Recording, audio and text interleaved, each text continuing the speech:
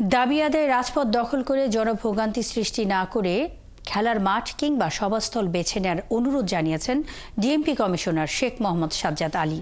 সকালে crime reporters association of Bangladesh ক্রাবের বার্ষিক সাধারণ সভায় তিনি একথা জানান। বলেন, রাজপথ দখলের রোডে বেশি সমস্যা দেখা দেয়। বলেন, 5 আগস্টের পরে পুলিশ কিছুটা নিষ্ক্রিয় ছিল, তবে সেগুলো থেকে উতরে আসার চেষ্টা চলছে। ডিএমপি কমিশনার আরও বলেন, গত 15 বছরের আচরণ থেকে বের হতে চায় পুলিশ। একই সাথে 40,000 পুলিশকে পরিবর্তন না করে তাদের প্রশিক্ষণের তাগিদ দিলেন তিনি। এ সময় ছিনতাই রোধে ডিএমপি কাজ করছে বলে জানান কমিশনার। বিভিন্ন গোষ্ঠী এবং সম্প্রদায়ের লোকেরা ছোটখাটো দাবি দেওয়া আদায়ের জন্য রাজপথকেই তারা বেছে নেয়। একটি রাস্তা যদি বন্ধ হয়ে যায়, পুরো শহর অচল হয়ে যায়। আমরা এই সমস্যা প্রতিনিয়ত ফেস করছি, সম্মুখীন হচ্ছি। তাই আমার অনুরোধ, আপনারা দাবি দেওয়ার ব্যাপারে খোলা মাঠ,